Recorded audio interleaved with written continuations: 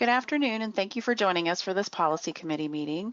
This meeting is being recorded. The documents which will be discussed here today are available on the event calendar on our website, which is wmc.wa.gov. They are also available in the handout section of this webinar. I'm Amelia Boyd, and I'm the program manager for the Medical Commission. I, along with Jimmy Bush, are the organizers for this meeting. Panelists, please make sure your line is muted if you are not speaking. Dr. Karen Domino is the chair for the policy committee. Once a presentation is finished, Dr. Domino will open the floor for committee and public discussion. For those of you joining us via the GoToWebinar platform, if you would like to ask a question or speak, please use the raise your hand function or the questions section. And with that, I will hand it over to Dr. Domino. Hi, good afternoon, everyone. And believe it or not, it's actually sunny in Western Washington today. I have the sun coming in my office, which I've been fighting with all afternoon. At any rate, we're here for the policy committee meeting, and the first agenda item is a proposed policy that deals with discrimination in healthcare. And Mike, would you like to start us off about it? Sure. We went over this last time, presented you a first draft. This was drafted primarily by Mahi, and I added a little bit near the end. There were some concerns about some of the language near the end was unclear. So I cleaned that up. And then I got some good suggestions from Dr. Roberts, and I sent that copy to every member of the policy committee. Scott, were you able to open it? Yes, Scott? I was able to eventually open it, and I'd like to offer my apologies to the committee. Last time I said I'd like the opportunity to contribute some to the key terms, and well, this is my second job, and life happens, and I didn't get it done by now. So I don't want to be the one to stand in the way, but I did start those today if there's still any time or interest in that. You know, Scott, I think there is. We're really, you know, Alden made some interesting suggestions that I thought were good, but there are other people who need to weigh in about this as well. So we kind of see this as a work in progress, and possibly forming I don't know what you call a task force or so to work on it, a small group. But anyway, I thought, Alden, do you want to talk about some of the suggestions that you had in case people did not review the most recent draft? I'd be happy to, although the first thing I want to do is try and get Diana involved, because I think we would really need to have your input if you can. Can I just ask, is Melanie, has she reviewed these? Is she here? Sorry. Yes, I'm here, and yes, I reviewed it. Did you, because we did the same thing for the FSMB group, and we were going through sort of the same terms, and I'm just wondering if we want to try to align these with a little bit, or just make sure there's no outright contradictions with the FSMB's sort of dictionary of key terms. Right, there's no outright, they just have a whole lot more terms than we've included. So they have pages of them, and we just kind of condensed it down. There's nothing that is different really, but it's just the amount of terms. Diana, it says John Malden, and there he is on the top with the same name. So it's a little distracting. I didn't see. Well, there's not two of us. I just sent Diana the link because she had expressed an interest to attend. So. Dr. Curry, right, I'm your doppelganger now, John. Yes, I probably could have gone through a different link. Sorry, I just clicked. You should be able to change your name. Yeah. Okay. I will. How can we tell the difference now? It's hard. So as it relates to the changes that I made, I tried to make it so that we didn't say the same thing over and over again. I tried to emphasize things which needed to be emphasized. I also very strongly recommend that we not handcuff the commission by including sanctions for each level, because I think that's a really bad idea, and that sort of thing. what I would encourage is people for the policy committee to take a look at it and to give us their thoughts on what they think how things ought to go. But I really think we need to have a group of folks who get together. Diana, I would really like to have you be a part of it if you would consider doing so. Scott, it would be great to have your help, and anyone else who is interested in this. I think, Jim, you might have expressed some interest also. And so anyone who's interested in this, let's see if we can get Amelia to pull us all together and do a meeting of some sort to try and get this to say it the way we actually want it to be said.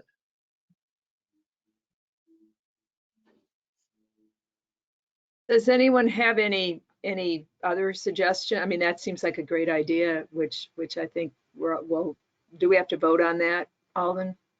I don't think so, but Michael wants to say something.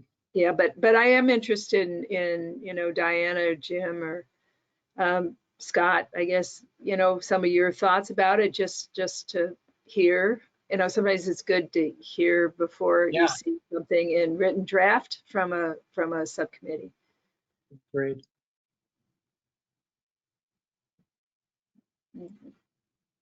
Mika or Micah? I would just make the suggestion that at the very least we have one of our staff attorneys, or if not also an AG involved, because towards the end, and I apologize, Dr. Roberts, I haven't been able to review all of your edits, but towards the end, we don't want to handcuff the commission. We also don't want to make something that is not able to be used as an enforcement tool when needed.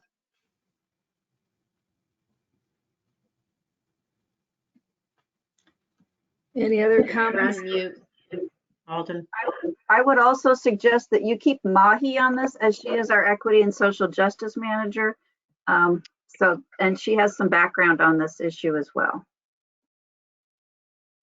Agreed. Can we open this up to others who might be interested as well? Or do you want a certain time? I'm sorry? Sorry, there's some background noise. Echo. So I was saying, I don't know if everyone's muted, but I can call in if things aren't working with this. Is there a way to see the lower part of the statement? Because all I can, yeah, there you go. Yeah, great, thank you. If you need to see more, both the packet is attached to this webinar, as well as the version with Dr. Roberts' edits is in the handout section. The one thing I would remind folks of is that policy is not a great tool for enforcement. It just says what our policies are, and I think we have other mechanisms to ensure enforcement, but we need to make sure we don't inhibit our ability to enforce what's there. Yeah, I also would say this is an evolving area and will probably evolve a lot in the next few years. So as open-ended as we can be is probably appropriate, so we don't have to revise or whatever. Agreed. But I do like the additions of the additions recommended for people to help draft this. And we So do have a hand raised. Just oh yeah, sorry, I can't see everyone. It's in the audience. It's Dr. Bundy. Dr. Bundy, go ahead. Oh, he unraised his hand. Oh, I meant his to hand is- unmute, not unraise. Oh, there you go. Sorry about that. Yeah, of course you're going to hear from me, and I apologize in advance for my ignorance around this. But I do think that as you're thinking about this policy, consider the implications for impairment. There are certainly many individuals who might conceive of referral to WPHP and/or a complaint to the commission related to an impairing health condition to be discriminatory. Certain factions in the PHP detractor world over the last several years have taken that approach. So I would ask that the commission consider proactively kind of addressing that or preempting that and making some discussion about how patient safety preempts issues of discrimination and disability.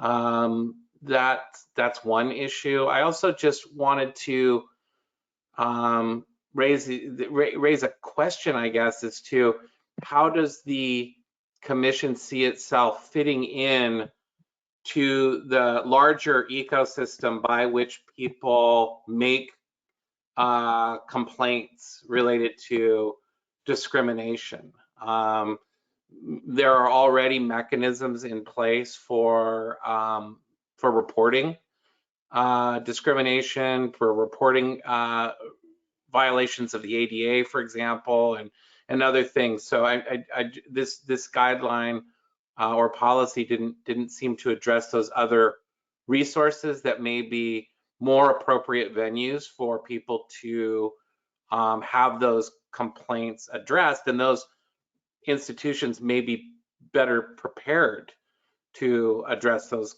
kinds of complaints. And so it could be confusing for people and maybe ultimately for the commission to figure out where a complaint should actually go. Those were just my thoughts. Thank you. Thank you. Any other comments? Mike? I just wanted to be sure I understood which commission members had volunteered to be on the work group. Dr. Roberts and Dr. Curry, I have written down. Rogers. And Mr. Rogers. And Jim Anderson. Too. Okay, thank you. And Mahi. Right. It looks like you guys have plenty, so I'll bow out. In the chat, Rick is volunteering to be involved as well. Well, the other thing is that Christine, we have a public member, never mind. And I wouldn't encourage anybody to drop out because we have enough. It would be pretty ironic if we had a discrimination policy generated by a bunch of old white men. I love that I'm categorized as an old white man. Thanks, Scott. That made my day. Sorry, Dr. Curry. Personally, I like offering it to the entire commission to be, whoever is interested in this area. It's always good to have different points of view. The more voices, the better. Claire, you had your hand up. Is that to volunteer or is it to? I don't know.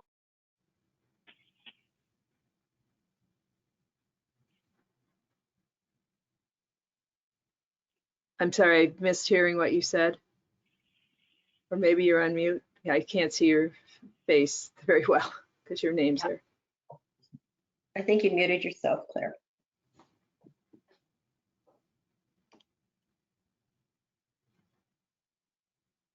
Claire, are you still on mute? Am I? Can you hear me now?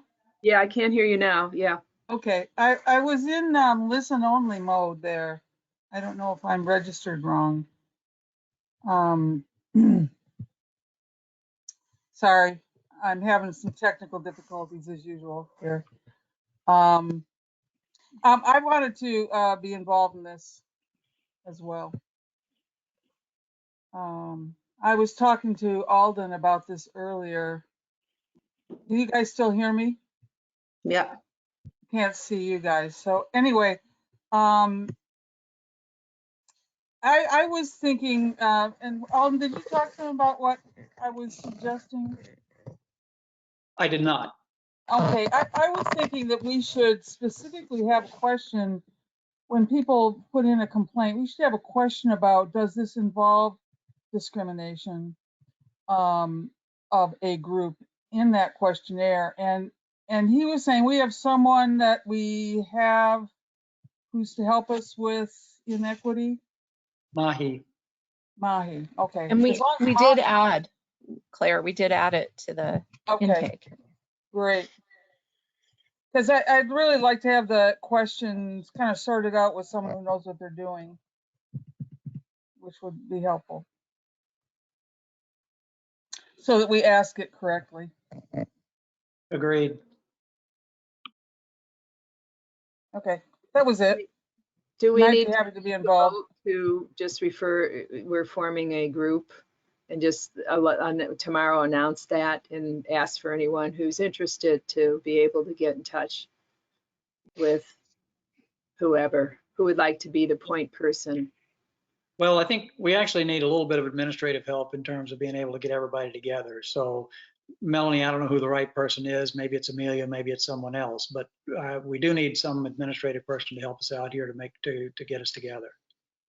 Well, I can have Kayla send out some calendar invites, but the thing is if we make a meeting, it may not be where everybody can attend. And if we're going to have a huge amount of commissioners that are on this, which is fine, it's going to be difficult to find one day, 1 hour that everybody can join in. So it's going to be the majority rules. I just want you to know that it may not happen on a day that's convenient for everybody. And I'm sorry about that, but I can have Kayla reach out to all the names that we get to set up a meeting.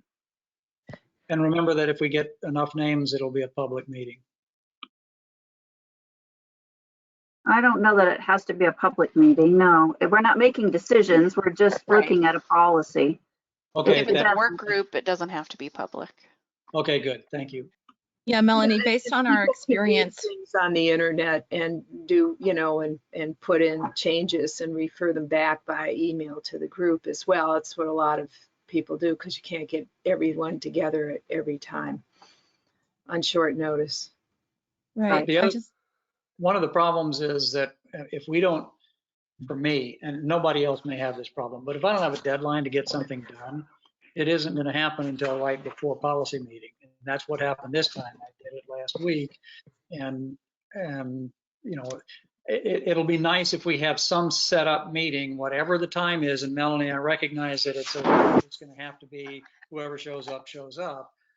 But if we have some sort of a deadline, at least then we'll get some of these things sent in. Yeah, Sure, Alden, that's a good idea. We'd like to have it represented for next time in a format where we could hopefully approve it.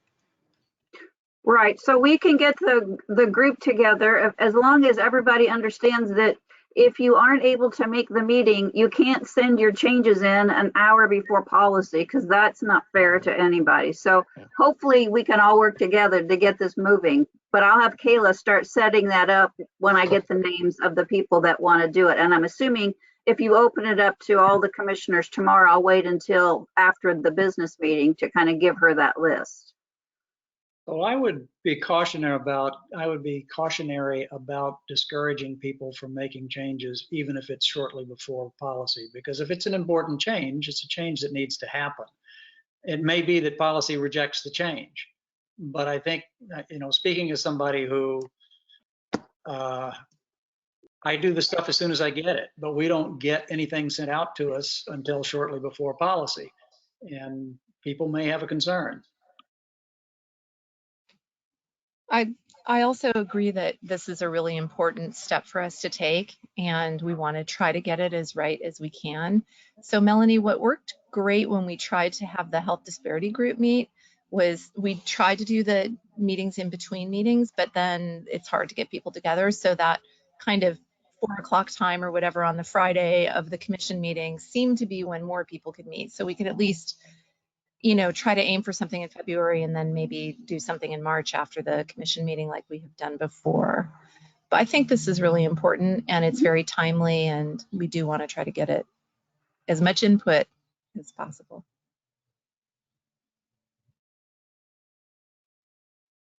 Do we need to go to defer this then? Or just, that's it? I don't think we need to vote. I think we just need to have, defer it for a work group to work on it, right? Yeah. Yeah. You don't want the word term defer. We're referring it to a work group.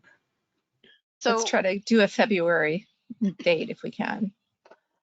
I added Mahi to the panel, so I think she'd like to speak. Sure, go right ahead. I can't see you, so. Good afternoon.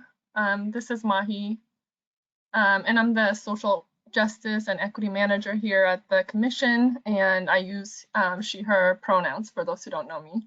And I just wanted to respond and add a little bit of context to the comment made earlier.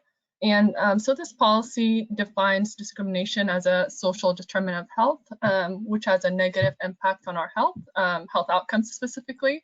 So that's why the commission needed to have a discrimination policy. And this policy discusses the commission's actions when we receive complaints with discrimination. And we do recognize most actions actions are implicit in nature really, and they can be remediated by an education or a simple notice. So in this policy, we took a tiered approach to basically remediate that behavior. And so we have levels 1 to 3, 3 being the most severe, and we would have restrictions on practice, along with other sanctions.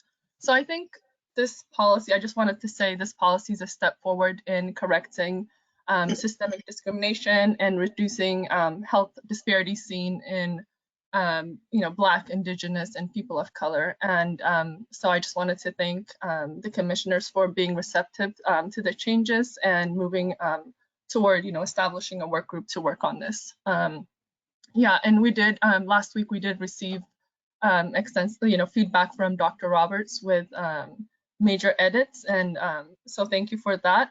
We also received a comment regarding the appropriateness of sanctions, and I think sanctions are an important part of policies and regulations really, and there is a precedent at the commission with the sexual misconduct guideline where practitioners are sanctioned for misconduct, and I think consequences are needed for corrective actions. And in other institutions, for example, universities, if you're found in violation of a discriminatory or discrimination policy, you can be, there is a consequence you face. It could be as simple as just a simple warning or a fine, or you lose your tenure track, tenureship really. So there is a precedence for sanctions, and I think that's what makes our policy strong. And I'm really looking forward to working with the group on this.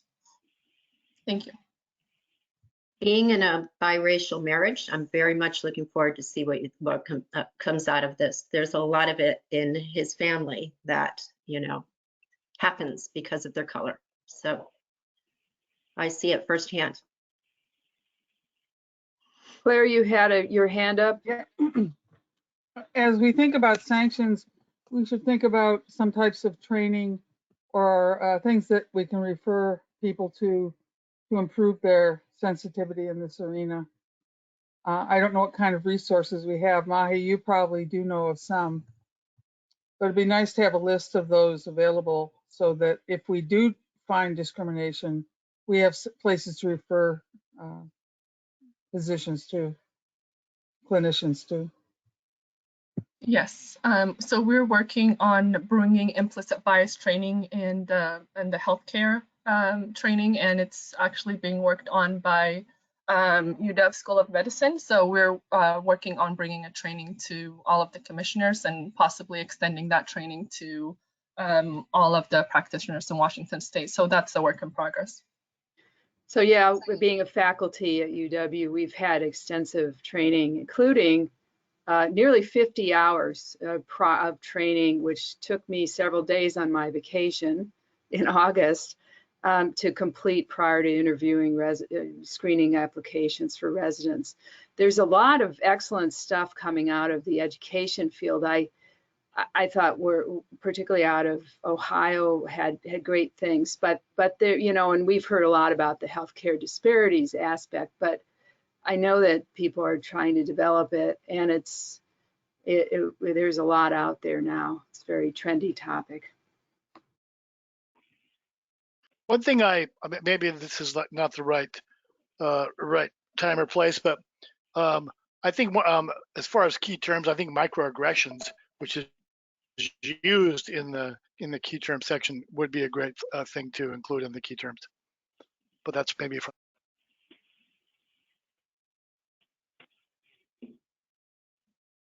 Yeah, microaggression is there, but also how you deal with, well, I guess it's more for practitioners because they're faced with microaggressions, especially trainees.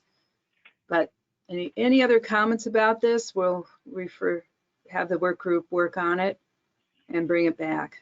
Thanks all for volunteering. Okay, the next topic is, it says proposed guideline, but it isn't a policy. We don't have guidelines anymore. Termination of practitioner-patient relationship. Or you could say best practices, right, Mike? Didn't we get rid of the word guideline? We haven't done that yet because I don't have a good substitute, but best practices. I'm going to write that down. Okay, so this is a draft. This is the first time you're seeing this. This is at the request of Dr. Bob Small, and I believe Mr. Malden had some input into starting this. But this is just a best practice on how practitioners can terminate the practitioner-patient relationship. And so this is a first look. I've had somebody point out a couple of typos in there that I will correct, but I'd love to get your feedback on it. This came from a number of different sources that basically say the same thing, that you've got to provide notice to the patient, and the notice has to contain certain things, and it's got to be sent in certain ways. So I think it's fairly self-explanatory.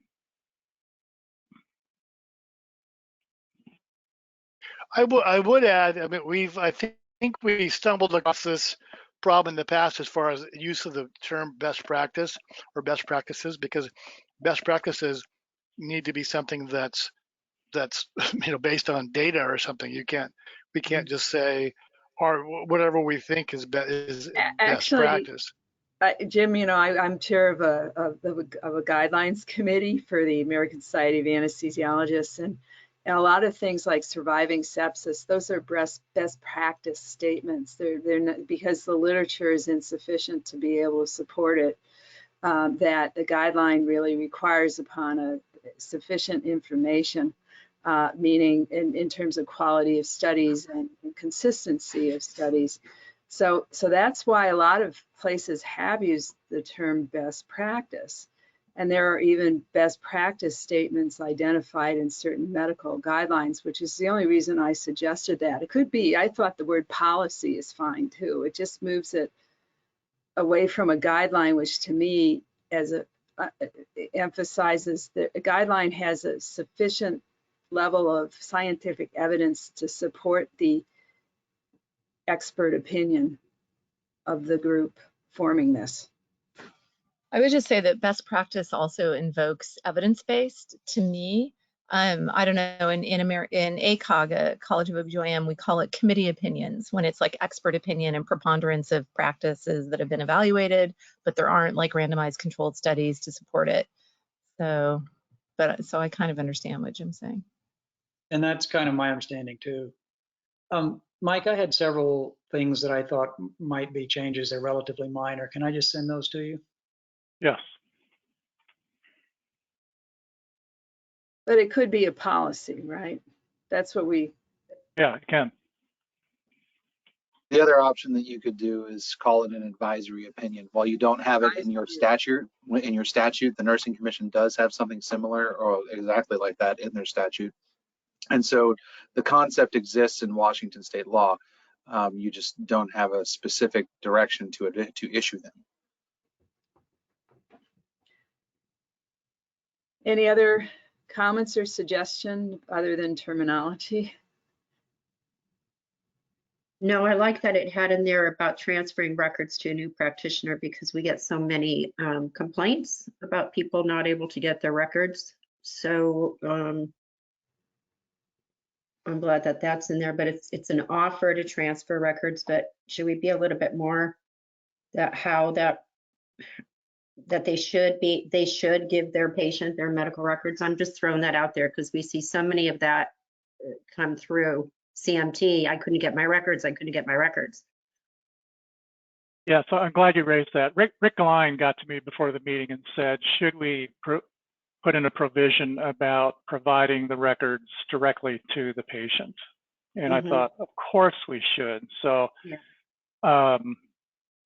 I suspect I'm going to do some revisions and with your help and bring it back next time, but I'll add something there about not only offering to provide the records to another practitioner, but as another option, sending the records directly to the patient. Right. That way, that might help us eliminate some of the complaints we get. I would Well, make with it optional though, for people who work in big organizations. That's not always, it's easier said than done. So Yeah, it should be, electronic medical records, that could be a real problem. yeah. But this would be in their office, right? Their office records we're talking about versus the hospital. They would have to go to No. hospital medical Yeah, but records. if you work for a big organization, getting office records and printing out, hundreds of pages or whatever it is, it's not that easy to do, and it's discouraged for providers to do it. So I think it should be like an option to the patient to request it. And if the patient formally requests their own records, then you have a way to give it to your own organization, whether it's MultiCare, Providence, or whoever, to do it for that patient. That makes sense. Can't put it on the provider. Yeah, to do it. that makes sense. Could we then word it in a way that includes something like that in there too? Well, If even if we're going to, did I hear a suggestion that we move towards offering the records to the patient directly? yes. Yes. I think if we're going to put that into policy, we need to warn the medical community and the Washington State Medical Association. Just having moved into that in a large organization, it takes some culture shifting among the staff and some preparation among the staff for that change. It's a little jarring to some clinicians. This isn't even about large organizations. If you take a small office of 5,000 to 10,000 patients, which isn't that big of an office, and you're going to require them to go into their electronic medical records, print out every single record and send it to their patients, that's not reasonable. They can't PDF it and send it? I mean, I'm thinking of different ways that they could. You've got to do each individual patient, however many pages it is, even if it's a PDF, you have to do the whole thing, and then you have to send it to the patients.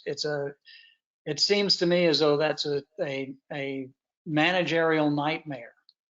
And there's also a carve out for psych where sometimes it wouldn't even be advisable, and practitioner could withhold records from the patient. Yeah. Do you think this happens a lot? This termination of the? I'm just throwing that out there. I don't know. I mean. Yes, it does happen a lot. Does it happen a lot? Okay. How about a suggestion that the practitioner maintain the medical record for a certain amount of time, say 7 years? Okay.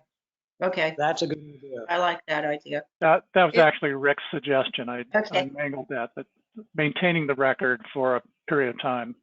Okay, I like that idea. At least a way for them to, if they wanted to.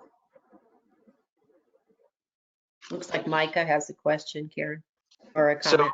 on maintaining the records for 7 years, I think we're going to run into an issue where you've got the majority of practitioners in this state that are employed by large organizations. And when they are put to the question of, do you have access to the records once you leave, where does that put them?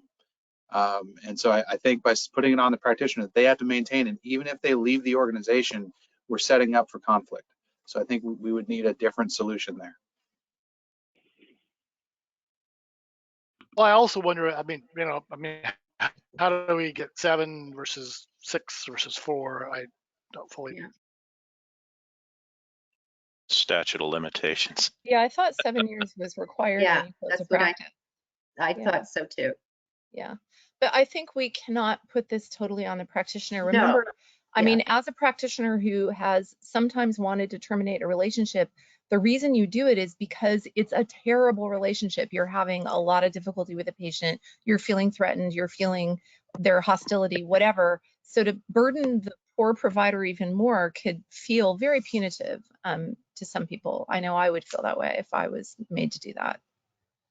Yeah, Well, I understand, but what if the patient needs that record to move forward to their next, whoever they're going to go to? Right, but if you send the letter and it says that you offer to transfer the records to either the patient or their Yeah. new provider, Yeah. if they're needing ongoing care, that should happen within a few months or a year at the most, right? So Right. I think sometimes the patients are going back 3 or 4 years later and trying to get their records. Or, you know, it feels like some of the cases it's a longer period of time rather than in order to affect ongoing continuity of care. Along those lines, Diana, that we make a statement in here, the practitioner should consider providing the patient with the names of other practitioners with their consent or provide physician referral resources. I don't think that's the responsibility of the physician. And one of the reasons is for exactly what you said. A lot of times you terminate a relationship because that relationship has become hazardous for you. Yeah, I think that at most for those kinds of patients that are very hostile and very disruptive and you're feeling persecuted as a provider, you can give general, you know, you could go to this department at UW. It's my favorite. It's sort of big and personal because you don't really want to refer necessarily to your good buddy down the block because that's not really doing them a favor. I don't know. I think we have to be very careful because sometimes I'm feeling for this. A lot of times we're protecting the provider. Yes, we want to give good care to patients, but a lot of times this happens because the provider is being persecuted. So.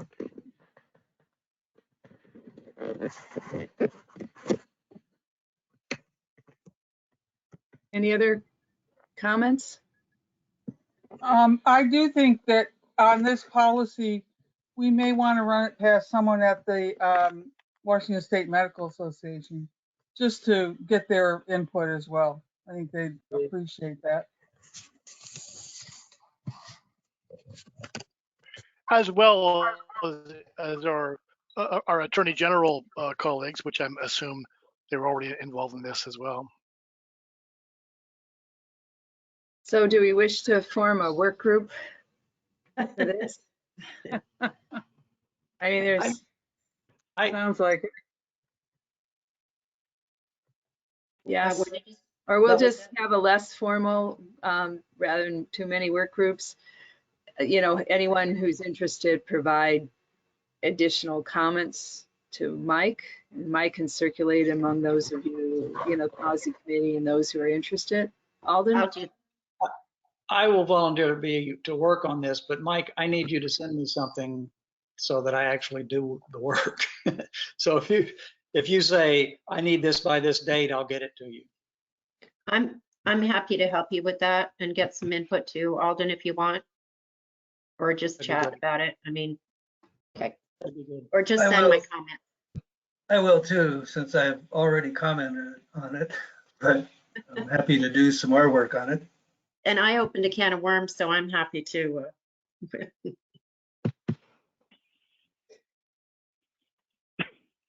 So we just, I hate to use the word defer, but we're going to work on it more and then bring it back.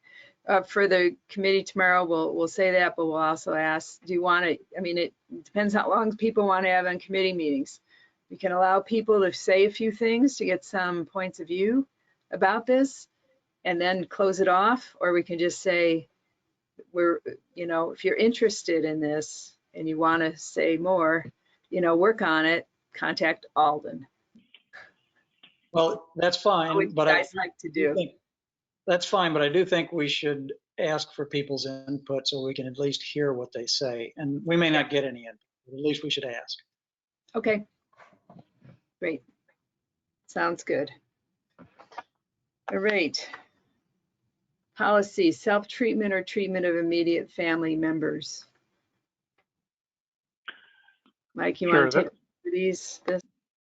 Yes, this policy has come before you every 4 years for a number of years, and it came before you last year for approval, and you approved it without any changes. And then I got an email from a practitioner who said, you really ought to add some kind of statement that practitioners not only shouldn't treat family members or themselves, but shouldn't access the records of family members or themselves. So Amelia, if you scroll down just one more page, you can see the proposed addition to address that. I think that, you know, they shouldn't be accessing family member records, but everybody can access their own records anymore. we just had a problem with this at our facility, so I was thinking that maybe instead of saying should not try to access, may not access, because they really shouldn't be. I mean, that's a violation. If they don't have the right to access, right? I mean, I'm just throwing that out there. If you access your own records at Providence or Kaiser, you get terminated. Right. They might give you one warning, but they actually will just terminate you from employment. So it's a pretty big deal. It Yeah. is. It's a big deal at our facility too. So instead of saying should not try to, I thought it should say may not access the records. So people now by law have access to their own medical records. On their portals, right? Okay. Their patient So, portals. and there are ways, there are mechanisms via patient portals to provide permission for who can access those records. You know, in other words, I could access, if I could have my significant other access my records with my permission. So should we only say through may your not try without permission? Should we add that? All I'm trying to get to is I think this is worded properly because we're talking about the records, not the portals. And Right. so I just want to make sure that we're not doing something which is either counter to the new federal law that says everybody has their access to their records, and not counter to I'm taking care of my mother and I need access to her records. That's exactly what happened at the facility, and that person was terminated. Well, maybe the statement could have something at the end, something like Unless- outside of acceptable, Right. portal, patient portal access or whatever. I was going to suggest that, or maybe it could just say something may not access the records or of their own treatment or the treatment of family members in that facility unless appropriate permission has been given or something like that. I don't know. Well, except via patient portal or something like that. It's when you access it through your EMR directly, just because you happen to have logon Correct. capacity, which is what we've seen a lot we've had a lot of cases like that. So yeah. I like your solution, Diana, except through the portal makes good sense. Okay, so Mike, with the change, it's practitioners who work in a facility may not access the records of their own treatment or treatment of family members in that facility except via a patient portal. But aren't you also supposed to have approval to get into that portal by the person by that patient? you can't get into it unless they give you their logon information. Yes. Yeah. Right. So presumably if you're getting into it, it's because you have their login information, right. and then it's a personal thing between that Correct. person and their partner And their or their kid, or that's outside of our jurisdiction, I would argue. Right. Okay. It sounds like we're making our rules to basically confirm what organizations have decided. I think we need to think differently about this in the wording. I think leaving it may or should is appropriate here, because I think not all organizations will have the same set of rules. And we just have to think broader than that. Okay. No, but you're not, actually, I think you're not supposed to access those at all for HIPAAs. Well, I like the may not, because you don't have permission to do it. Right. And I think it's important to let practitioners know, because frankly, I never knew that. I don't use patient portals. I hate them. And so I access my own record for colonoscopy result to provide it to my primary care who didn't get it, who works in another system. So I didn't know that's illegal. And it's not illegal, I don't think. And I just had a case with this physician who's been prescribing her own medications for years, and I just found out it's not illegal. We can do that, except for controlled substances. We can prescribe for ourselves legally if we want to. So well, I mean, I think illegal in the hospital systems. It may be unethical. I mean, maybe it's unethical versus illegal. Right. And what is our role here in the Mine is to record? advise the practitioners that there's a problem doing it or a potential Yes. problem. I Exactly. mean, you're circumventing the normal processes. You're taking advantage of your position as a person who has confidential access to this huge EMR, and you're using it to prescribe for yourself or your family members or look up records when other people in the world can't just do that. And I think the idea is that we're distinguishing between you as a patient and you as a provider. So Correct. you as a patient do not have access to Epic the way you as a provider have access to Epic, for example. And I think we're trying to clarify that. And I agree with Karen. I did the same thing. I had no idea that it was, wrong to access and look at my own ultrasound results or whatever. And I got my hand slapped and almost got fired for it out of the blue. So I would have loved to have known this before that happened. And that's because of what just happened at our facility. That's why I thought that should be a little bit stronger. That may not, because May you not. say, well, you shouldn't really do it, then somebody's going to do it and get in trouble for it, potentially losing their job. So This is something really to publicize to practitioners. I really don't think they know. It sounds like a newsletter item. yeah, I was just going to say maybe a newsletter item. Christine, I nominate you. There you go. So then, I know I've been hearing different things about the may or should. I mean, I don't know if we need to take a vote on that or whether may means no permit, you have permission, may not says you don't have permission. That to me is stronger than should. I just don't want to see anyone else fall into the same trap that has happened when providers have lost jobs over this, so that they understand that that it is important, that it is a no-no when they're in the hospital to jump into their or their family's records. But I guarantee they're less likely to see this policy on that. And I'm just worried about our policy getting them into more trouble or justifying the trouble they've gotten into, versus advising people not to do it because it's not wise and it's not ethical. So if that But it's- happened, wouldn't this policy help us to show that provider you really should not be doing this? I mean, I'm just throwing that out there. I mean, if people like the word should, that's what was written initially. So Okay, I'm good with that. I don't know. I mean, I'm fine with should. I thought maybe I would just say should not access Yeah. and get rid of try to. Yeah, there you go. Should Get not rid of access try the to. records. Just make it real simple. Yeah. Dr. Domino, it's Chris Bundy. Can you hear me? Yep. May I ahead. speak? Thank you, Dr. Domino, members of the committee. I would point out a couple of things.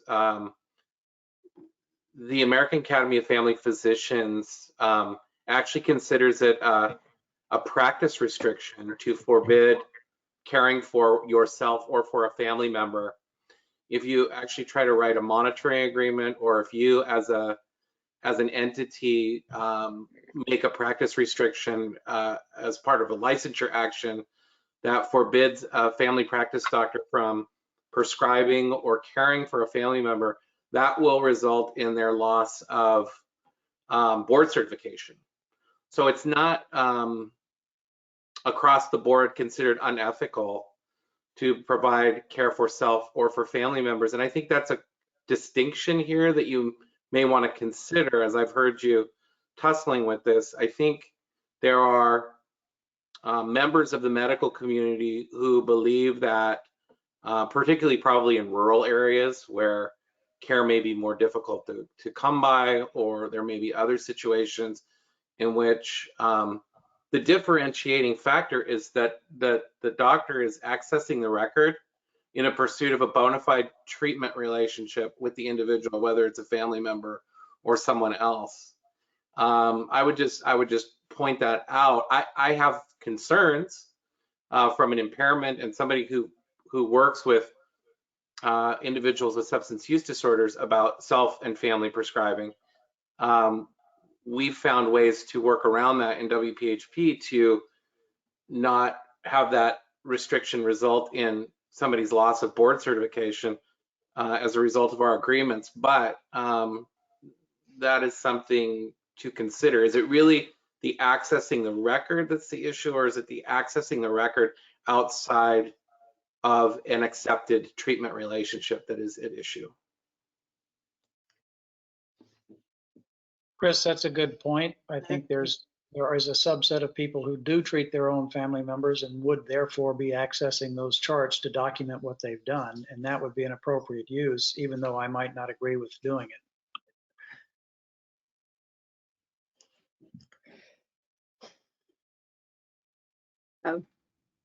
Can you guys make a suggestion about where we should put that?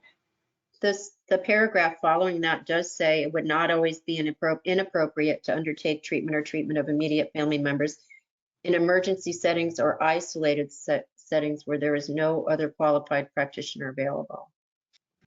You could also maybe put it in the pink area where it says the treatment of family members outside of a established patient-doctor relationship or something like that. You know, so it's because that next paragraph talks more, to me, it sounds like a one-off, you know, or two, it's like a short-term thing. Yeah. As opposed to that ongoing relationship that Dr. Bundy just mentioned. But is there ever a time when a doctor is supposed to have an ongoing therapeutic relationship with themselves and access their own records and treat themselves for an extended period?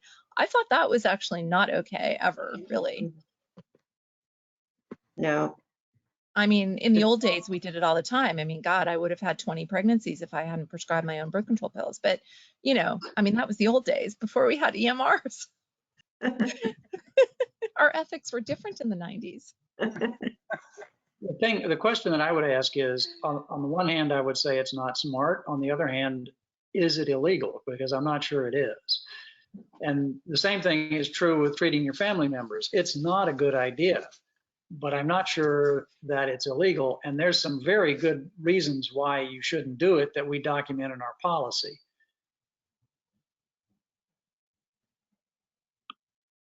So, Mike Farrell, I know you can't change it right in front of us. Oh, Micah, I'm sorry, I keep calling. I know Micah Sinanan, who's president of the Washington Medical.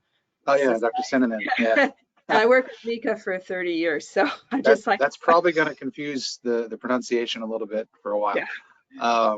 So just to respond to a couple things. The first thing is it illegal? Technically, probably no, but this policy is based on an AMA ethics statement saying that you shouldn't do it from the 90s. The second thing is you have taken action as a commission on this issue. So you have established the disciplinary case law, so to speak, if there's probably a better term of art to use for that. And specifically, you had a practitioner who was accessing medical records of family members during an acute crisis, and even though they were the treating practitioner, they were told do not access the records by the hospital. So you know, they ended up having to lock that person out of the records, and you took action on that person. I know of several other scenarios where you've done that. So this is an established standard for the commission in discipline already. So as far as is it illegal, I'm not sure that's entirely relevant. I think it's more about you're enforcing the ethics of the profession, and you've already taken disciplinary action on it. Thank you. So do we agree to add in these changes? We'll take out try, should not try. Take out not. Try to. Yeah, take out the try to. Then we'll add two things after facility outside of an accepted treatment relationship. Except, well, no, that doesn't really make sense. Sent via patient portal. Maybe the outside of an accepted treatment relationship should be somewhere else. Of their own treatment or treatment of family members outside of an accepted treatment relationship in that facility. Except in the case of an established patient-physician Okay. relationship. How's that? So we still have except via patient portal. Well, anyway, if you guys can do that, I don't know if we need to have some, if we should debate this in the whole commission tomorrow and just refer it for another meeting. We're so close. I know Yeah. we're very close. That's why I was thinking, if we could see it in front of us, like in Word, you could just do it and make I've done this where you each Right. sentence you just see and then you can type it in and get rid of it. Amelia, Yeah, you used to yeah, do it all the that's time. Yeah, that's I I'm know what working you're on it. saying. That's a sharing screen and editing right real time. Is that what you're talking about? Yes. Yeah. Yeah. I think that would help because I don't know, where, these both points are important, but how they fit in and where it looks best, because you can't have two accepts in a row. Right. Or accept by a patient portal and outside of a accepted treat. It could be that, except via a patient portal and outside of an accepted treatment relationship. That would be. That should cover it, I would think, Yeah. right? Okay, So you're we- gonna have to hit me with that again. Outside of I would say except via a patient portal and outside of an or yeah, or initially I thought it was or, but it is. or outside work. Yeah. Well, they still need a Or- patient portal, so it's and. Okay. Outside accepted treatment relationship or some other established treatment relationship.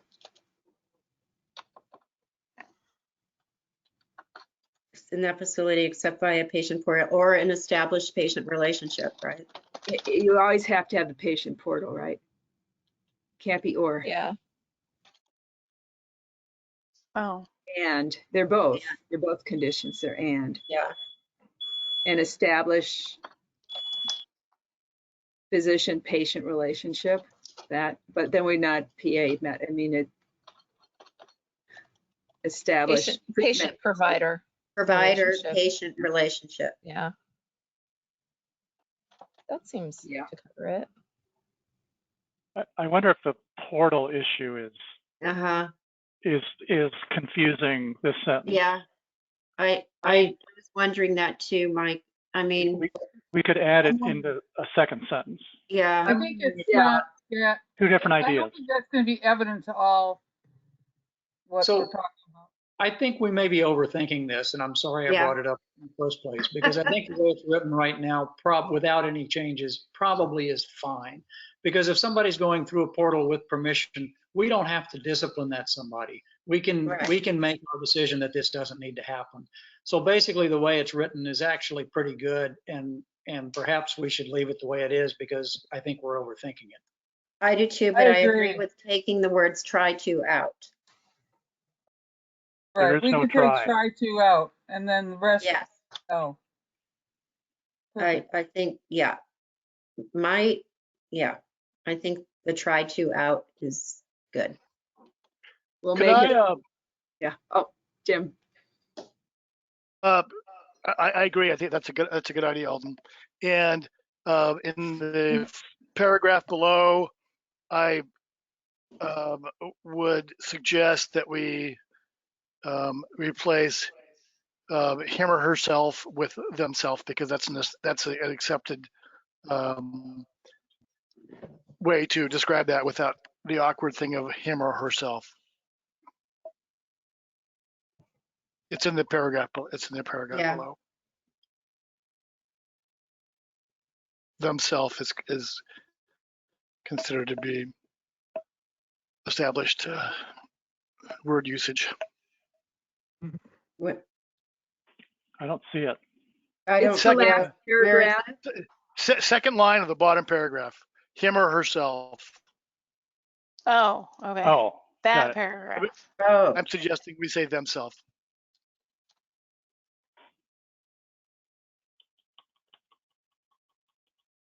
I hate to ask, I'm sorry, I don't know how to raise my hand. Do we need the words in a facility? Where? Practitioners who work in a facility should not access records. Why do we have to say in a facility? What facility? yeah, I'm not sure. I feel true, like that's true. just more words. No, Yeah, practitioners should not like treat, yeah, I mean, that's, yeah, I like that, Diane. it doesn't add anything. Right, All right, Agreed. yeah, I like that. Any other suggestions? Scott That's is good. so quiet here through all this deliberation. So can we vote on I'm it? listening to the great conversation, so. well, actually, you know what? It isn't just treatment, it's diagnosis too. So we could actually shorten it even more. Should not access the record, their own or family members' records, basically. Medical records. Yeah, good Should not point. access medical records of themselves or family members. Sounds good.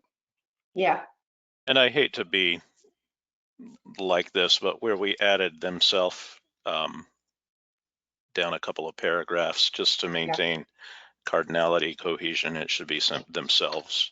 yeah, Thank you.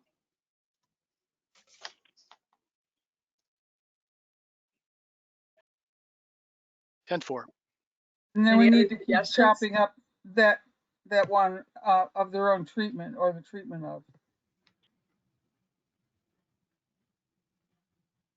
Should not access the medical records of themselves or family members.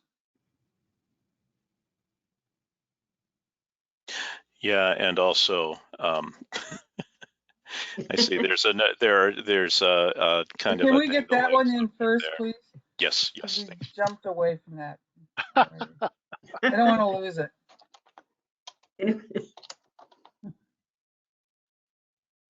Themselves or family members? or Yeah. family members, right? Or family members. There we go. Yeah, that's pretty direct.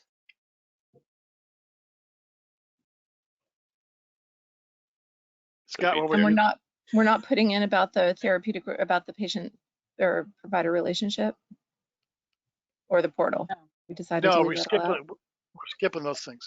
Going back up, should it be of themselves or their family members, so as Yes. not to imply that anybody who is a member of a family? That's true.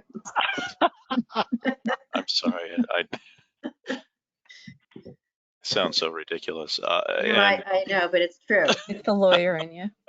I'm That's good. offended now, but I forget I am a lawyer. Everybody's part of a family. I like that sentence, pretty clean. Also, the same sentence we were before after RCW 18-130-180 sub 6. Instead of prohibits a practitioner, maybe it should be prohibits practitioners, just to keep the whole. Yeah. I mean, this is It's not just one. this is Yeah. persnickety wordsmithing, and I'm embarrassed to even bring it up. No, I think it's I think good. it's good. Why not get this right now? I think it's a good idea. Yeah.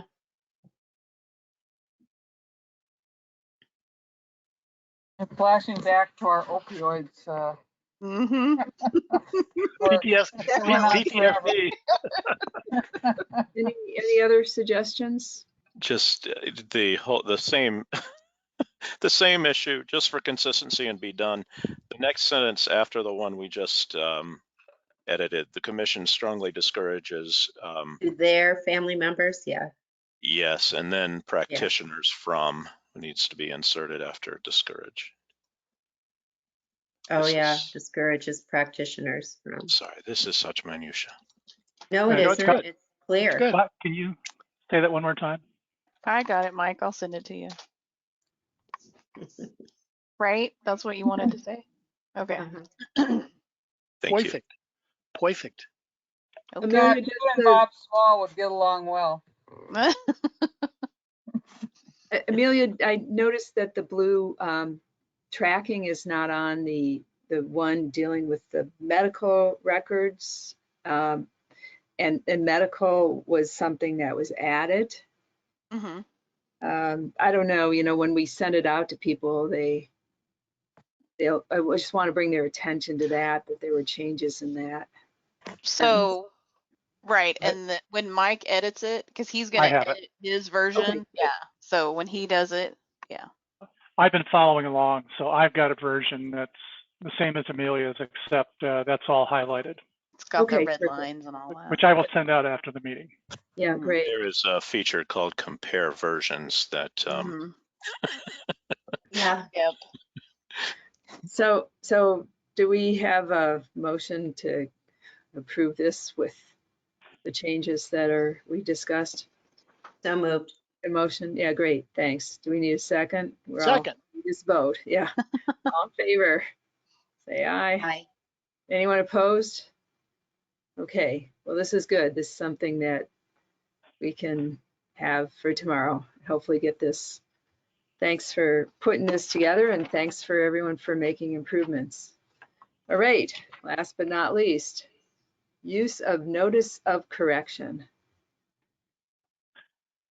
Okay, this is a policy telling you how to use a very obscure tool, and I'm going to recommend that you rescind this policy and get rid of this tool. So as background, back in the mid-90s, there was regulatory reform, and part of that was a push by businesses to get the legislature to amend the law to prevent state agencies from coming in and doing inspections, finding violations, and imposing fines without allowing the business to make corrections and avoid the fine. So there was a statute or series of statutes involving notices of correction and notices of violation. And they were meant for businesses that are inspected, such as restaurants. So when the state comes in and finds problems, that the business have an opportunity to correct the problems. And then if they don't correct it, then they get fined. Well, when it came in 1995 or 1996, the department said, technically this applies to professional licensing. And there was quite a discussion among the attorneys about that issue. And the decision was made to apply it to professional licensing in narrow circumstances. The attorneys always had a problem with this because there's no due process. So when we find a violation, and it would have to be a very technical violation, on occasion, for example, a PA not wearing a name tag, that's one of the cases we had, sending out a notice of correction to that PA saying, please wear your name tag. And there's no process for that PA or that MD who supervises that PA to contest that. They just get it. The statute is clear. It's a non-enforcement. It's non-disciplinary. It's just a way to tell the person to follow the law. But the problem with that is when you have a license, and that's a property right, and you don't have a right to contest that, and you don't have a right to a hearing, then it raises a risk for the regulator. So we drafted this very, very narrowly years ago. We don't use it. We haven't used it in a decade. And it's problematic, and it really is not a good fit, not only for professional licensing, but for the regulation of MDs and PAs, who, if they get one of these and somebody finds out about it, can have an impact on the practice. We never know what's going to happen. So I just think this is a bad tool. I think the ongoing effort to define and implement clinical support is a much better way to go. And so I'm recommending, and I've run this by Rick and Kyle and Melanie, and we just don't think it's worth having on the books. Thanks, Mike. Any comments or discussion? That makes sense, and I would move that we do as Mike suggested. We have a second. All in favor of rescinding this policy? Great. Tomorrow, Mike, can you go through that? Because your explanation is excellent and you would do a better job than me trying to describe all the legal aspects of this. Thank you. All right. That's all I had on the agenda. Anything else? Okay. Nope. Thank you. Thanks, everyone. Have a good evening. See y'all Yeah. on, See not you on tomorrow. Zoom, but whatever this is, you guys, they meet, I don't know what this is, non-Zoom kind of Zoom. Anyway, We'll see see you y'all. tomorrow. Thank Yeah. you all. Tomorrow. Bye. Bye. See you tomorrow. Bye-bye. See you tomorrow. See you